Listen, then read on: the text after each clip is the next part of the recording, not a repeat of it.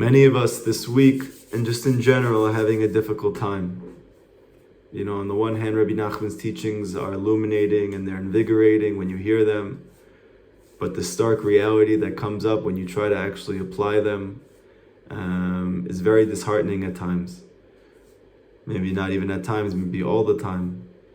And it's a very difficult thing to constantly fight for these beliefs, for this hope of finding the lost princess, when you don't seemingly have any success, and even the success that you think you have is fleeting, and then you go back to old behaviors and old thoughts and old this and all that, and it can be very, very overwhelming. And you wonder to yourself, is this even real? You know, maybe I just, I got lost in the stories of Rabbi Nachman, these fables of ancient days, and that's really all that they are. They're fables.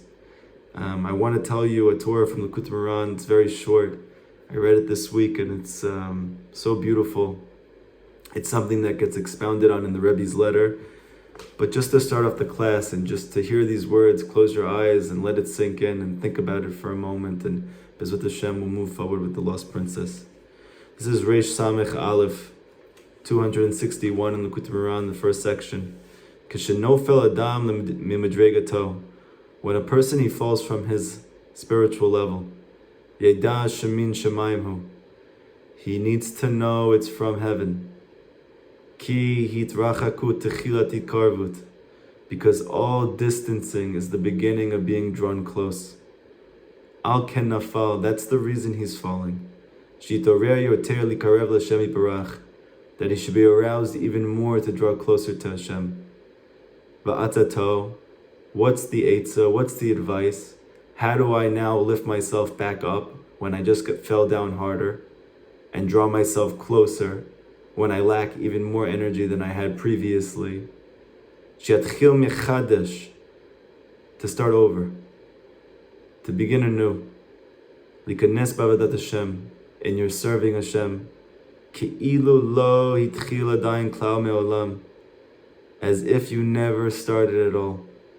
As if you never prayed before, as if you never learned before, as if you never did hipodadut before, as if you never said Tehillim before, as if you never screamed to Hashem before, you never cried to Hashem before, you never started. Just beginning again.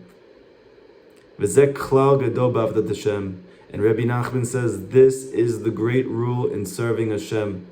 Shetzarichin mamash b'chol yom latchil mechadash. You need to mamish begin every day anew, to start over again completely. Now this might sound unbelievable and it sounds exciting but then when you actually fall, you just want to sink into it.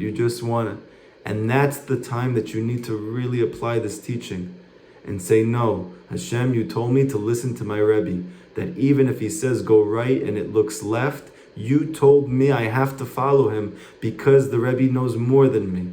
So now in this time that I'm falling and it feels like I made a mistake, I made an error, I'm a loser, here we go again.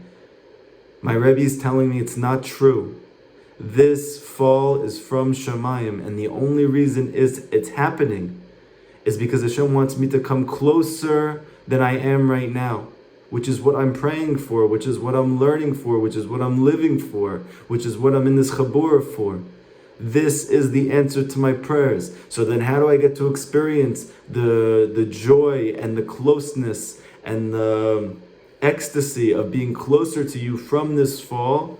I need to listen to my Rebbe, and against all intellect, against all emotional turbulence, against all destructive action, I'm going to listen to my Rebbe. I'm going to start over again like I mamish never tried before, like I never started before, like I never tried to eat in a way which was holy, like I never tried to pray with fire before, like I never tried to learn in a way which was joyful, in a way which was genuine. I never tried to do any of these things.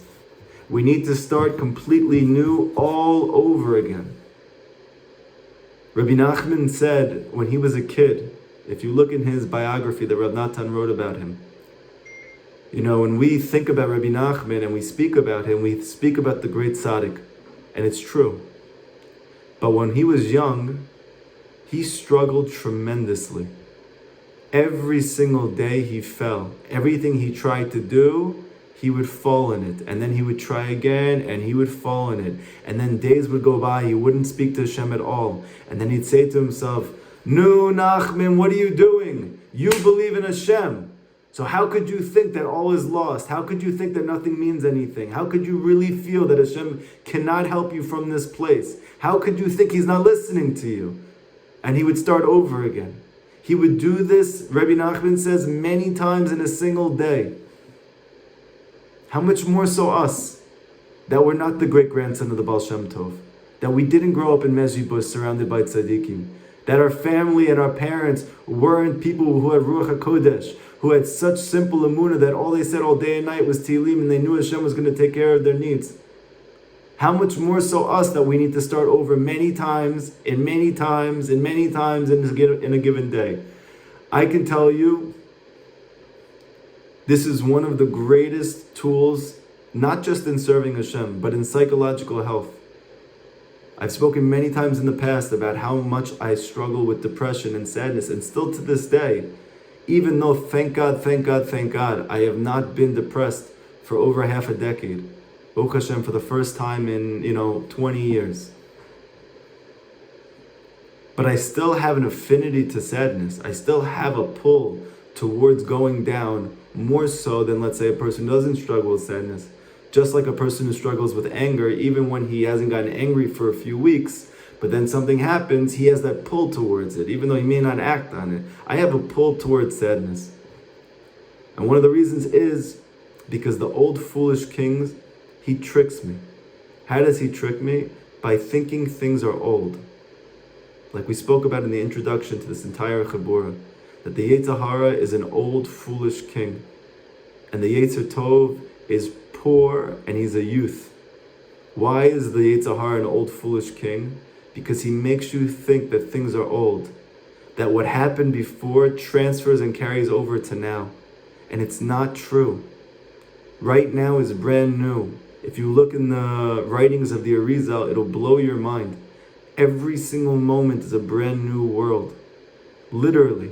So when you take what happened before into now, when you take the negative emotional energy into now, when you take those ruminating thoughts and you continue to persist in them now because you think you're doing some type of favor or mitzvah, you're not, because those thoughts don't apply anymore. It's over.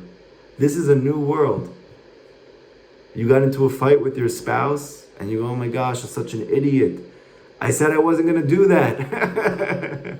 And now you just want to think again about how you never really got better at this, and you're still selfish, and you never learned, and how do you... No, this is brand new. Yes, one moment ago, there was a person who made an error, but even that error was from heaven, so that you can now start over again, and through starting over again, get closer to Hashem than if you never got into the fight. This is what Rabbi Nachman's saying. So how much longer do you want to stay in this space instead of just getting closer? That's the beauty. This is a blessing. The fall is a blessing, because the Arizal teaches that before there can be an aliyah, there needs to be a yerida, and this is what the Baal Shem Tov's message was to us. And this is what Rabbi Nachman is hammering into our hearts, into our consciousness. Not to machazek you, not to encourage you, because it's the truth. You cannot go higher without going lower first. So, for us, that we're so used to going into victim mode as soon as we get hit, we need to reorient ourselves to reality. We are praying to be closer to Hashem. Hashem says, "I see you. I love you. I'm going to help you." How? There's going to be a yerida, because you cannot take a step up a ladder without first going down a little bit with your legs, and then regathering your strength to go to the next one. Because ultimately, a person needs to increase their emunah in order to take the next level. And nobody needs emunah unless they don't understand. And what is it that causes lack of understanding? Difficulties, challenges, obstacles. Lahavdil, when you have a great professional athlete, really like at the top of the game, and he sees all of a sudden a new move is pulled on him, right? Let's say, for instance, someone stole the ball from him. He's not used to that. All of a sudden, this guy's more athletic than him. He's never seen that. If that guy is really an elite athlete, right after that, he's going to gird his loins and he's going to say, wow, finally, someone's able to meet me where I'm at. I need to take it to another level now. I need to rise up again higher now. And he gets actually almost like a sick excitement from it.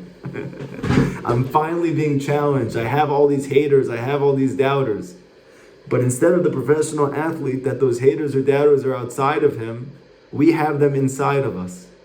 The voice inside of us that says, you never really did anything anyway. The voice inside of us that says, Hashem doesn't really listen to you. The voice inside of us that tells us that there is no princess at the end of this journey. We need to gird ourselves in Amunah and throw ourselves on Hashem completely and say, Hashem, thank you that you threw me down. But now you need to pick me up higher, because every descent is for the sake of ascent.